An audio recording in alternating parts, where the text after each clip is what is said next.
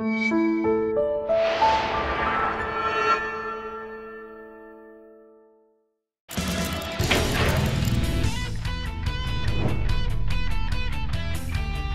everyone and welcome back to the vast and ominous Comic Vault. I am Captain Logan. And I'm Dan. And welcome back, Dan. Today, Dan and I are tackling the first arc of Charles Soule's Daredevil. Really cool, Dan, to get you back into superhero comics. This is the first recent thing Dan has reviewed in a good long time. He and I have been doing a little bit in the way of Star Wars lately, but this is the first time Dan has dipped his toes back in superhero stuff as far as comics go in a really long time. Yeah, I wasn't all that happy with I saw the direction Marvel going with this whole Secret Wars thing, but I heard a lot of good things about this book and Jason Aaron's run on Doctor Strange, which I was curious about anyway, because I love Jason Aaron and I love Doctor Strange, so those things together, I was like, I gotta read that. But this is the first of the, like, what is the new relaunch initiative called? Is it All New, All Different Marvel Now or something? Yeah, I think so. I mean, people are mostly just referring to it as Marvel Now again, right? Like... Okay, so yeah, whatever that initiative is, this is the first, like, thing that I've read of that. I haven't touched any of the new Slott Spider-Man stuff or any of the other events, because I know, like, Civil War 2 just happened and stuff like that, so yeah. I'm a little bit behind in that regard for, you know, with people reading the stuff in issues. I pick up most of my stuff in trade now, so. Well, and I can throw some codes your way, and eventually we can jump into some other things if there's other things that you're interested in, and I can just show you things that I think are really good. Overall, at least right now in this moment in time, there's more DC that I'm enjoying than Marvel, but Marvel's got a real good sense of variety right now, I think. So, I mean, like, there's a stupid amount of titles, and there's kind of something for everybody. So let's go ahead and jump in and dive into the kind of tone and atmosphere and feel of this, because Dan and I talked a lot about Mark Waid's first run, and we maybe even jumped into that second run together a little bit. I can't remember, but that was... I think we at least did the early, like, #1 when it relaunched, because I remember talking about that with you on the live show, like, the early parts of it. Like, at least the first couple issues. Okay, that's what it was. I forgot. That was back when we were still doing the live singles together. And so Dan and I were both big fans of the Mark Waid run, and we... Oh, yeah, that stuff's great. We called that one of the best books that we were reading at the time, and now we're into something that I think is kind of more of a return to form. I'm hearing a lot of people that didn't care for that run and are big Bendis or Miller fans, you know, what have you, stuff from the more kind of straight up gritty and broody Daredevil without the Stan Lee mixed in. Really enjoying this run. So what do you think of just the approach that Soule is taking? I think the approach in terms of tone is pretty consistent with, like, you know, most of the Frank Miller stuff. I think the dialogue is a little bit more snippy and snarky than I would have expected for this tone. But I think it works, and I think the atmosphere is helped a lot by the art. Ron Garney is one of my favorite artists. Oh, really? He worked on Jason Aaron's Wolverine run and a variety of other things. He's been on Spider-Man before, and I loved not only his pencils in this, but whoever colors it. I love the kind of muted color palette this book has. It looks really, really nice. It's awesome. It's playing with every shade of purple you could imagine. Yeah, and I love the way that, like, the coloring, it's like a black and white noir movie, but, like, it has colors, but it's so muted that it reminds me of that kind of thing. Like, it's definitely invoking that kind of atmosphere and stuff. And I was specifically reminded of that the first time we see Matt Murdock's office in the elevator shaft in this. Yeah. And he's, like, describing a woman walking down the hallway, and it just, like, flashing back to the, you know, the stereotypical, like, noir scene where he's like, she was walking down the hallway, you know, my favorite broad in the office, or something like that, you know, and there's smoke in the office. It was like, oh, that's totally what they're going for. And in that regard, I think they nailed it. I think the tone is great.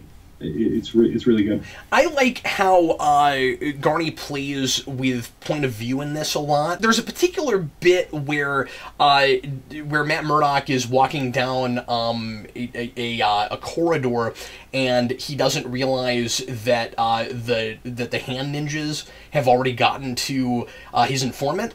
And you see that in the room, like, next to where he's walking, and he thinks that things are business as usual and he's about to go talk to that guy, but we're seeing what's actually happening. So I like how it plays with some of that POV stuff. We get to see that from Yeah, overhead, and it's real cinematic. And stuff that you can Yeah. that you can't do as easily on film that you can do in comics, where we break the ceiling away and you can see everything that's there.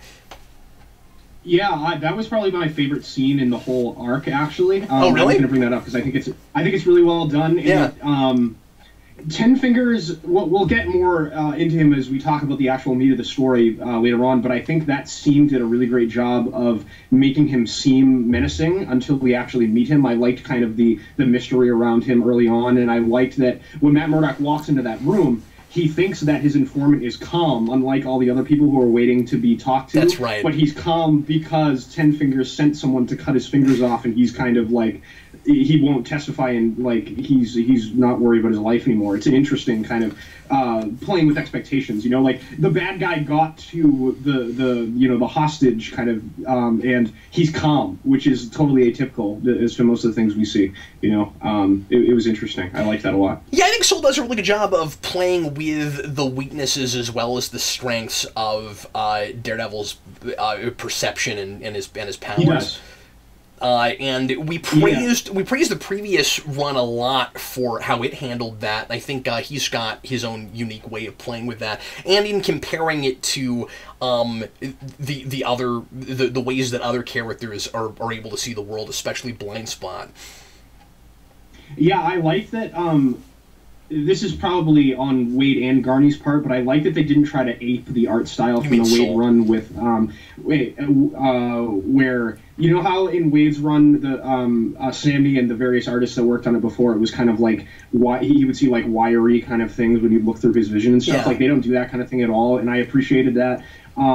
The perception with the powers thing, one of the things I never thought of that's interesting in this is an issue where he goes to talk to Steve Rogers, who's all like old at this point, because this is during Remender's run where he has the super soldier serum taken out of him, and he can't see the digital clock on a ticking bomb that's about to go off in a building, and I never really thought about that. Oh, I didn't notice that. He wouldn't be able to see a digital. Yeah, he wouldn't be able to see a digital clock, so he has to jump out the window and get the guy who set the bomb up and just force him to turn it off, which was a funny moment, I thought. Well, yeah, that's also interesting because then he's standing right next to it, and it's actually a much more dangerous position in his mind because he doesn't know if he's got 9 seconds or 2 seconds. Like he's got like 9 seconds at that point, but it could go off before he has a chance to even finish his sentence.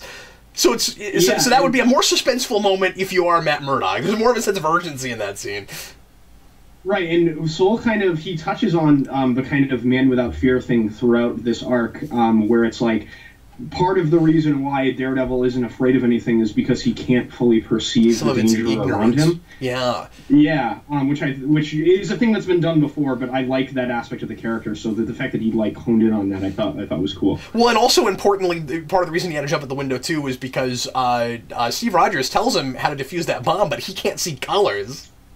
Yeah, that's another thing. He's trying to defuse the wires. He's like, I can't do that either. So he's like, okay, I'm just gonna jump the and grab this guy. And that goes into Matt Murdock's sense of guilt in this, and the theme of trust and loyalty, because that goes into how he feels bad about Steve Rogers not knowing that he's blind, because he at one time knew that, and he's had his kind of intentional one more day thing where he's made it so that nobody can remember that he and Matt Murdock is the same person. He no longer has need, Dan, to wear that t-shirt because no one would know why you were wearing that t-shirt, and so he's feeling the need to lie to Captain America, and I actually kind of like that moment at the end where he calls himself a coward. Here's the thing he actually is afraid of, letting anybody know that he's Matt Murdock, so he's not exactly the man without fear. Yeah, that was interesting. I did like that moment too. That was one of my other favorite moments. I think that moment we talked about earlier, and then the Steve Rogers issue, I thought was really great. I guess we both latched onto a lot of the same scenes in this. Yeah, we did, I think. I had a few questions about the status quo of Daredevil at this point that you might know, because I didn't end up finishing the Wade run. I stopped buying weekly comics before that ended. So one of the two creative choices that I didn't like in this are kind of the fact that, one, there is kind of a one more day thing, and two, that Matt Murdock isn't a man of faith anymore. Was that dealt with in Wade's run, or have we we don't know what the like how that happened, and they're going to reveal it later. Interestingly, that was a question I was going to ask you, because I was wondering if there's something I had missed from Wade's run. I may be totally off base on this, and that might be a thing that he later on explains. And I've read the 2 arcs after this, but it's been a while and it was monthly, so I don't think he's touched on it. If anybody that's watching can think of something that we're missing from the Wade run, or you know more than we do for some reason, my assumption, Dan, is that is Soule trying to explain away why religion hardly ever comes up in the previous run, which is a big criticism that a lot of people have of it. That Wade just never really deals with the Catholicism, and so that might be Soule's way of trying to create a character reason for that and put some drama behind it. That's the best thing I can come up with. Yeah, I mean, I can understand people like being strange that Wade didn't deal with the Catholicism directly. I don't know that it's like a problem if he just didn't want to tell a story about that. I don't think it is either. I'm with you. I don't see why he needs to necessarily, and that's why I don't know if that's what he's doing. If that's what he's doing, you don't need to explain that. Like the fact that he wasn't dealing with his faith doesn't necessarily mean that he doesn't have it anymore. Exactly. So, I'd like to know, like, if people know the answer to that question, because his Catholicism is certainly one of the things that I love of the character, because I, as a person who grew up Catholic, I understand, like, how that belief system affects the way you see the world and things like that. And that's kind of why I relate to the character so much, and I like that about Daredevil, and taking that away from him, I feel like, is potentially a bad choice, but it could be the kind of thing where he lost faith and he will come to find it again throughout Soule's run. I'm going to give Soule the benefit of the doubt, because he's a writer I like a lot, that he will deal with it later on. I don't think it's necessarily him like trying to avoid it so he doesn't also have to worry about it. Like, yeah, I don't think it's like that either, potentially, but we'll see. Yeah. If it continues to be a thing where he's like becomes an atheist, I'll be kind of upset, but we'll see. Yeah. And then of course the kind of one more day bit is something that he's stuck with, so that's not really a creative choice on his part. Yeah, I wonder if that was an editorial thing or his choice, because you couldn't really make Matt Murdock a prosecutor if everyone knew he was Daredevil. So I would assume that's the reason why. Because if he wanted the status quo with Matt Murdock being a prosecutor for the city of New York. Yeah, that's an assumption I'm making. It is possible that he came up with that. I thought for sure that was something Marvel put on him, but I'm sitting here racking my brain trying to remember if there was anything in Secret Wars that is like the moment where he changes everyone's memories, and I don't know if that happens in a place I didn't read or what. There's a lot of that. There's a lot of that post Secret Wars. Well, and like Secret Wars, you had the main miniseries, but then all the tie-ins in some way or another were kind of important. So anyway, that's my understanding. I didn't read any of that stuff, so I don't know. There might be just things we didn't read. I don't know. I don't even know if there was a Daredevil tie into that mini or whatever. But anyway, would you like to get into the meat and potatoes of the story, like what it's about, and talk about it a little bit? Because I think we're a good place where we can start talking about that stuff. That's just where I was about to go. So how do you? So what do you think of this cult plot just on the whole? I think, as you said earlier, it does a good job of keeping Ten Fingers kind of mysterious, and even as we're learning things about him, he still remains a mystery. There's always, until the end, like something we don't know that we're curious about. I kind of like that about it. I thought the story as a whole was kind of mediocre. I didn't. If I had just read this one trade, and I didn't have the rest of it, I wouldn't feel compelled to read the rest of his run potentially. And Soule is a writer I've liked on a lot of things a lot. I think putting him on this book is a natural choice because he is an attorney. Right. He knows like the legal proceedings and stuff like that, so he can write this kind of from experience. But I didn't find Ten Fingers to be all that compelling of a villain by the end. I thought that because we start out and he acts like he wants to help these people, and it seems like a little like it could be a facade or not. Like maybe he's just kind of delusional, and he thinks by acquiring all this power that will allow him to help people in the same way. Because they kind of heavy-handedly have this narration where Matt Murdock's like, "Oh, me and Ten Fingers are kind of the same person," and I'm like, "All right, I didn't really need that. I kind of worked that out myself. Thank you."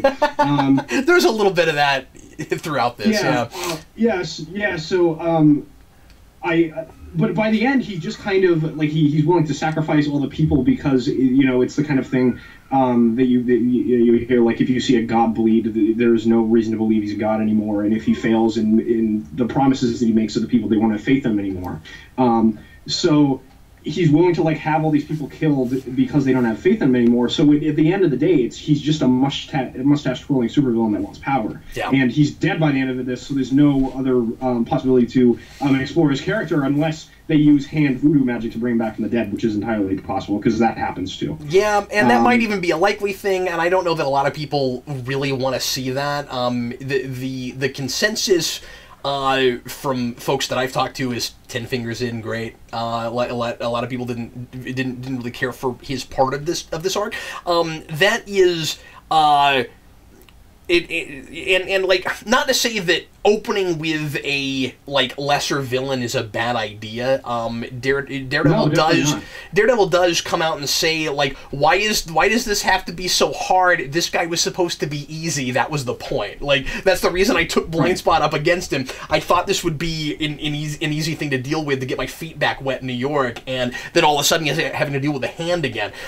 Which, I don't know, like, I think the initial idea of, we think we're dealing with this kind of low-rent supervillain, and then all of a sudden the hand shows up, like, that's kind of cool, because I wasn't expecting it. And I had kind of a fun, oh, of course, I should have seen that coming kind of moment, because his cult is like the Caring Hands cult, and he's all about fingers, and he keeps saying hands, and the hand shows up, and I'm like, oh, I should have seen that coming, but I didn't. So I thought that was kind of cool. But I'm with you. That moment toward the end is really jarring to me, when he goes, no, kill them, and then his minions are like, kill who? You idiot, kill the rest of our followers. And I was like, because you like you said, they can't see me fail.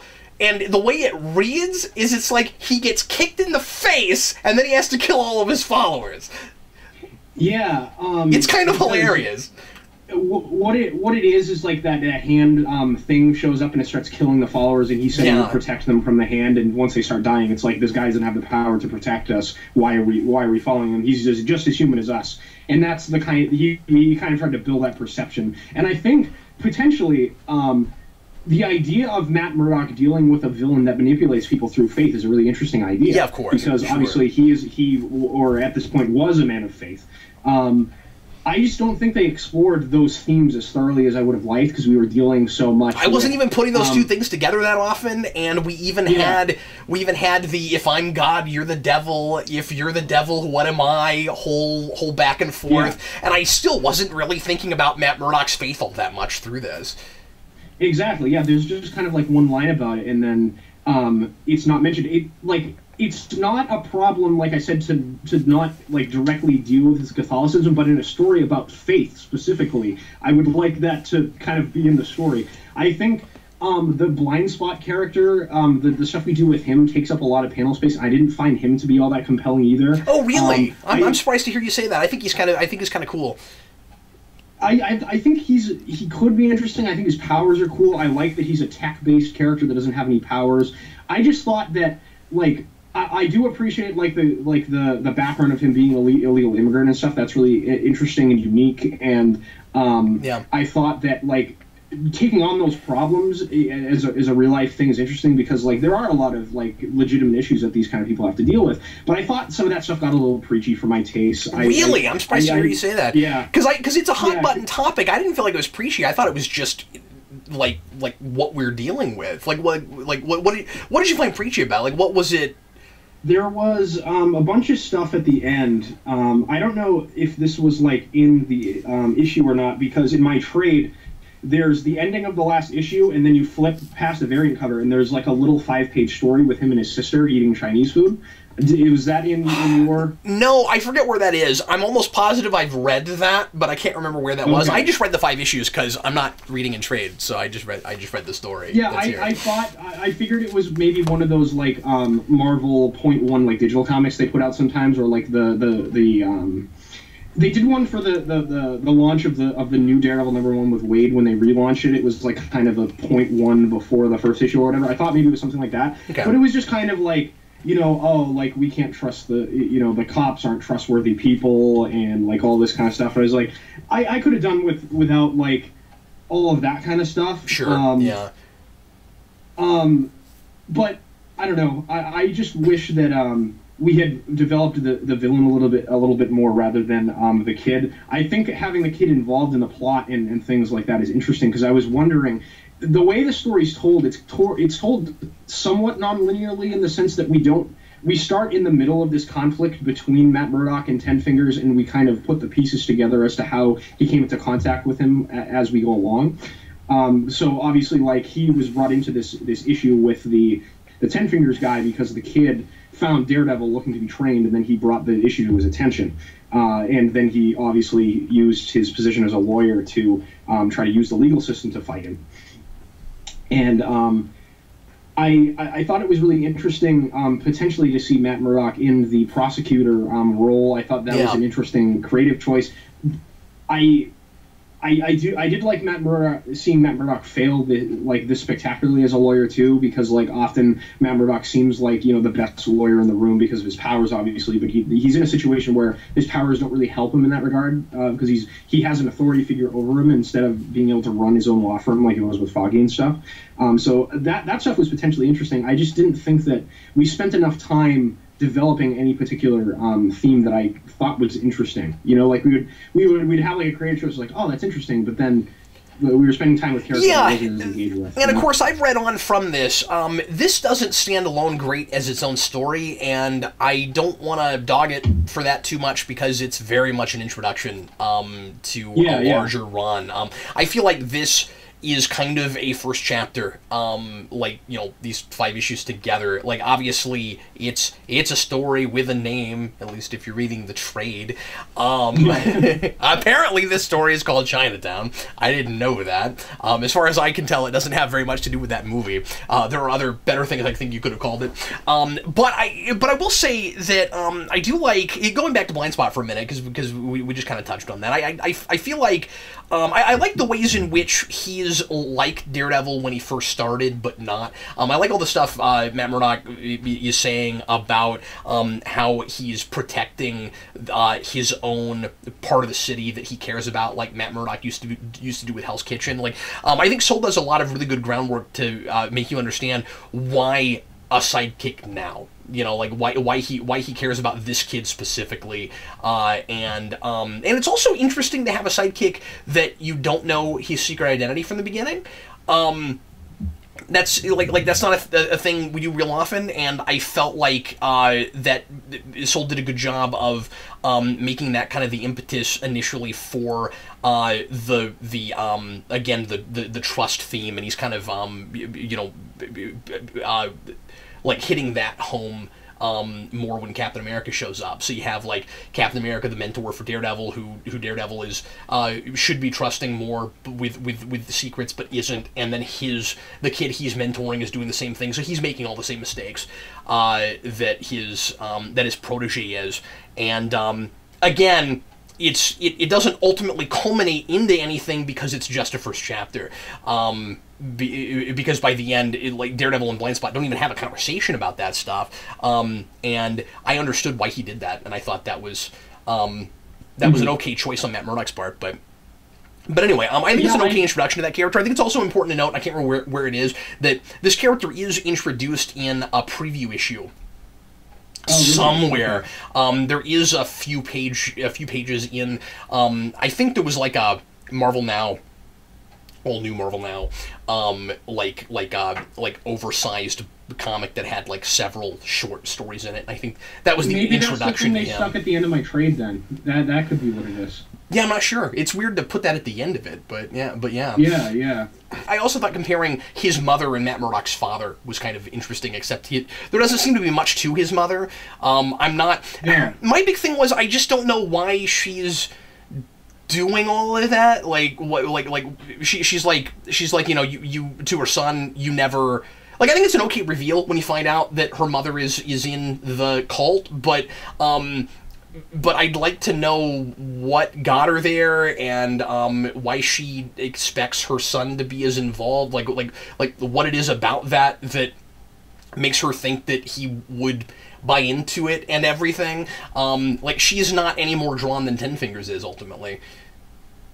No, she's not, and I think it's... Of course, the thing is supposed to be that this group of illegal immigrants that he takes advantage of are so desperate that they need something to give them hope to keep going. But I think the scope of Ten Fingers' powers are weird to me. Yeah. Like, at some points, they make it seem like he's able to influence the minds of people, and he even, like, touches Matt Murdock in one scene, and, like, his eyes glow green, and he's like, whoa, actually, that is supposed to be... I forgot about that. That is... happens. Yeah, but like, I forgot about that. That must be what it is with the mother, then, but then those scenes that are played for drama, where they're going their separate ways, don't really mean anything because she's just mind controlled, if that's what it is. And of course, but that's the thing. I don't know if that's what it is because it looks like he tries to do it on Matt Murdock and nothing happens. Yeah, I'm not get sure it there. It might have something to do with eye contact. I don't know.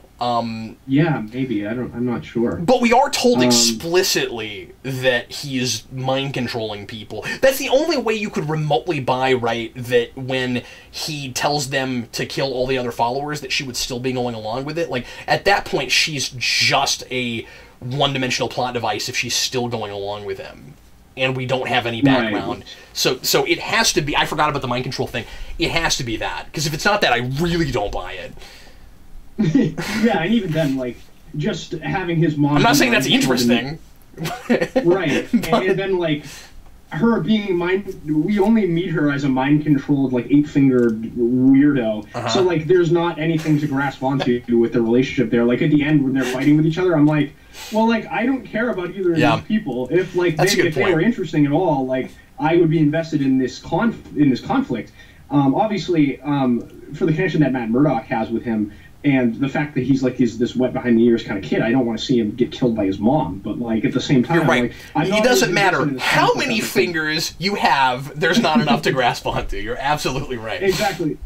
So, yeah. I don't know. I'm going to be interested to see where it goes moving forward because I do have the second trade of this and the crossover that Soule wrote between this book and the Punisher book. Yeah. I'm going to be interested to see how both of those go, and we should review those because if those are, I've heard like you have heard that this book gets better after this arc. A lot of people are enjoying it much more now. The villain. I'm not surprised because I like Soule a lot. The villain of the arc after the Elektra arc is just chilling.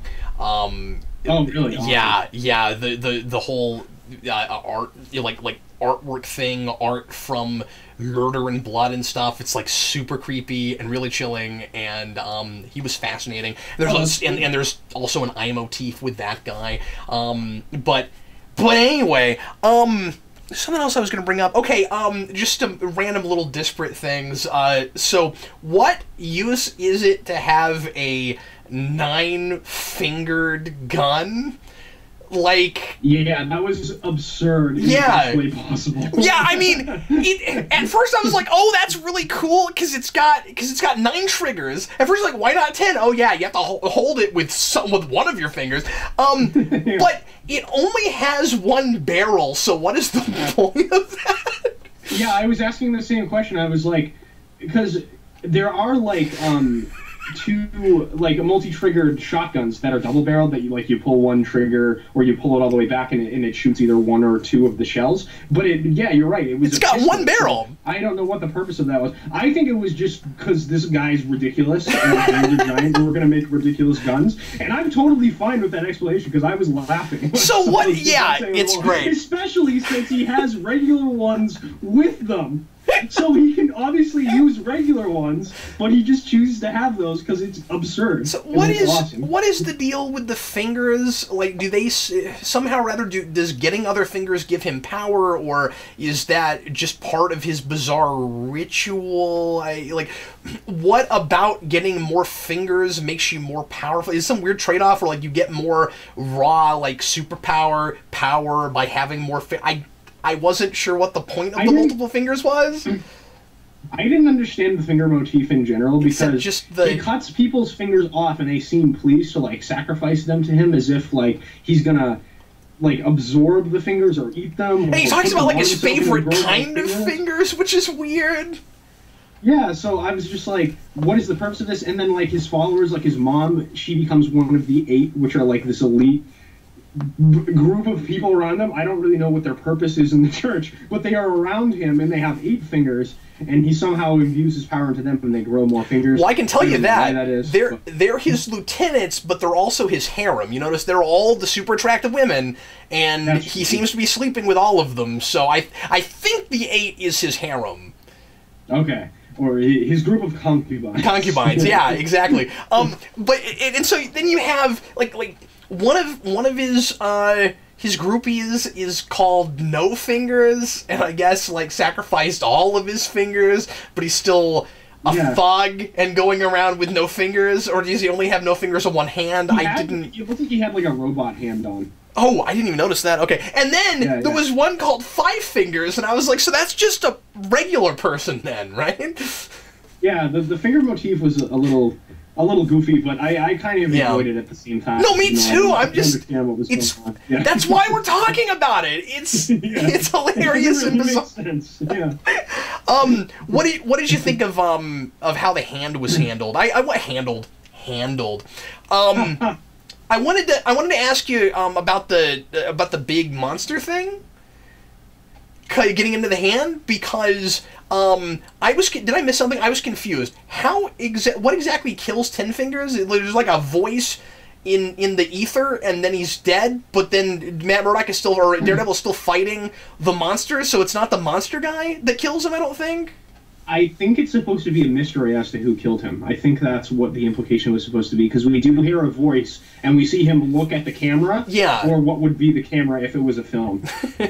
That's the perspective of the shot that we see, and then he's just kind of strung up on the wall when Matt Murdock goes into his office, or wherever he is, his room, his quarters, his chambers, whatever. So I think the idea is supposed to be that someone working with the hand, or I hope it's more than a random hand ninja. I hope the reveal is more satisfying than that if they ever do it. Yeah. But it breaks down a little bit to me, because if it's anything other than the monster they raise, then they raised that monster just as a distraction. And that's what I'm confused about, because they say that Daredevil says that, and I thought this was an interesting bit of mythology, that they have to sacrifice 100 of themselves in order to raise it, and they don't do it very often. So they've done a thing they rarely do, and then it's something else so they didn't raise him to kill 10 Fingers. Yeah, I mean, maybe that. I thought I initially thought what it was, and you've read after this, so maybe you know. I assumed that the hand sent that monster to kill him, and then Elektra was the one that killed him, and because maybe that is what it was. I can't remember, but I don't know if they say if it's her or not. Again, I read those in issues monthly, and I didn't particularly love them, so I don't remember them real well. But we'll get to that next time we do this. Anything else you wanted to talk about with this? Just the costume redesign, which is kind of a take on the Shadowland costume, and the that's true. The previous black armored costume he had in the '90s, which was ridiculous. I actually kind of like the costume redesign. Obviously, I prefer the red costume. I kind of wish he'd just wear that, because a black devil is kind of weird. I don't know. It's the same. It's the same thing like a yellow devil. Like, why? I don't understand why you wouldn't just wear red. But for what the costume is, I think it's kind of cool. It's obviously like inspired somewhat by the TV show, because he's got like the chin like padding thing, and he's dressed more like a ninja, like the black Man Without Fear inspired costume he has in the first season of the TV show. So I do like it for what it is. I prefer the red costume, but if this is a costume we have to have, I'm not like, I don't think it's terrible or anything. I thought the overall flavor of this was heavily inspired by that show. Yes. Like Matt Murdock's dialogue in particular, like I'm getting that Daredevil's voice in my head. I feel like he's intentionally writing that version. Possibly. Yeah, I think his voice for Daredevil is okay. I think that a lot of he doesn't really have the internal monologuing stuff down, because a lot of it is just kind of like explaining things to the audience theme-wise that I picked up already. Like I was telling you about that scene. Because like Miller has and Bendis, people that write Daredevil well, they have a very specific way that the internal monologues in Daredevil go, and I don't think he has that nailed. I think the speaking dialogue is great, but I think the internal monologue could be improved somewhat. I would say it's a little overwritten. There's more. I think so too. Honestly, this is a story that I feel like could live with a lot less internal monologue in general. Like you could just take it out of entire pages. You know, I think so too. There are places you need it because there's a character that doesn't have anybody to talk to. We intentionally write Foggy Nelson out. He's in one scene and says never again. It won't be the last time we see him, but I mean, like, and that's the thing. Foggy always says never again. yeah, of course, yeah. And he's the only person that knows that Matt Murdock is Daredevil, so we have to use him again for that. But. And I'm going to be very interested to see what this whole thing with him making forget people is. It's got to be something really bad because Foggy and Matt just went through that whole thing where Foggy had cancer, and like, that was a really a thing that brought them very close, even closer as friends. And to have them like split up, it's got to be a really good reason as to why he doesn't want to see Matt ever again after all that stuff. So we will see. He was already kind of at that place, though, if memory serves. At the very end of Wade's run, because I didn't read. And it's been been a long time. I'm real rusty, he was already, if memory serves, like kind of ready to call it quits. So I don't know that actually has anything to do with the mind wipe stuff, but. Okay, interesting. Well, we shall see. Because he's the only one that Matt it seems like Matt has confided in and told him that he is. Obviously, because we see Matt in his apartment, one of the informant, the witness guy that has his fingers chopped. And importantly, it's not just a matter of he's confided in him. If I'm reading this right, it's that he's the only person that has all of his memory still intact. He remembers everything. It's not that Matt sat down and told him about it. It's that his was not wiped that way. Yeah. Either he wasn't wiped, or that Matt somehow restored all of Foggy's memories voluntarily. I don't know exactly how it works, but whatever it is, he seems to remember everything. This goes without saying probably, but another thing I like about Blind Spot is just the inherent idea, like, with the power sets. I mean, if you want to say power set, he doesn't have powers, it's a costume, but that you have a superhero that can't see and a sidekick where people can't see him. I just think that's a cool idea. It is a cool idea. And I never really thought about it before. I was going to mention this earlier, but we got onto other things. But I think the idea of Daredevil having a mentor, an apprentice, and a sidekick is a cool idea, because this is a character defined by relationships with mentor or father figures, like Battle and Jack Murdock, Stick. All of those characters. And we even draw a direct, in dialogue parallel to that, where Blind Spot's like, "You're really harsh," and he's like, "You should have seen the guy who mentored me." Stick was not a. He would have shoot you up and spit you out already. Yeah, exactly. So I think it's going to be interesting to see Matt Murdock with all of the kind of rough and gruff mentor figures that he's had in his life, and ones that are very flawed individuals. Especially Battle and Jack Murdock. You can't get. I mean, Jack Murdock's such an interesting character because of how flawed a person he is, just like his son.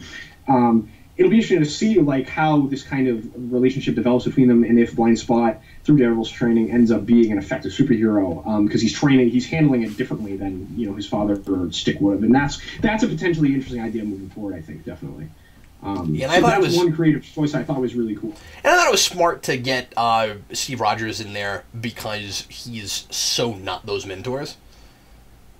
Especially at that stage in the story for Captain America, where he is kind of old and grizzled and not able to physically do the things that he used to before. Mm-hmm. I liked that version of Captain America to be involved in the story. I thought it fit very well in terms of the stuff they were doing with that. It was cool. And Matt's acting as a father figure here. Steve Rogers at that point had just been through a real tragic father son situation. Right, that's right. In the whatever the alternate reality he was in the beginning of Remender's run was called, I can't remember. I still haven't read that, but I know the bullet points. That stuff's great. I love early. I've got it. I just got to sit down and read it. But yeah, we should review that at some point. It's great. It'd be great. I guess that'll be it for us today. Dan and I will try to come back at some point and tackle maybe some more of this if Dan decides he wants to keep reading. We have plenty of other things we want to do too, but I own them, so I plan on reading them eventually, so exactly. we should review them. I at least have the second trade, and did you read the crossover they did with Daredevil and Punisher? I think it was a standalone mini, but I'm not sure. Yeah, I think I did.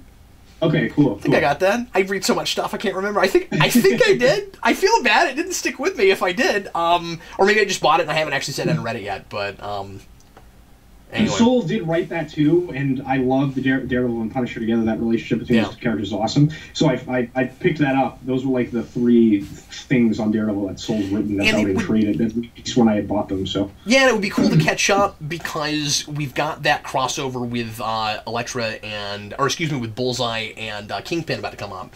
And I'm definitely going to want to read that. Yeah, which is awesome. Yeah, one of them is a monthly, and one of them is a mini. And I think Kingpin is the monthly, but I might be wrong about that. The Bullseye one was a monthly, but is it one of? I'm almost positive one of those is a mini, and the other one keeps going, but I'm not sure.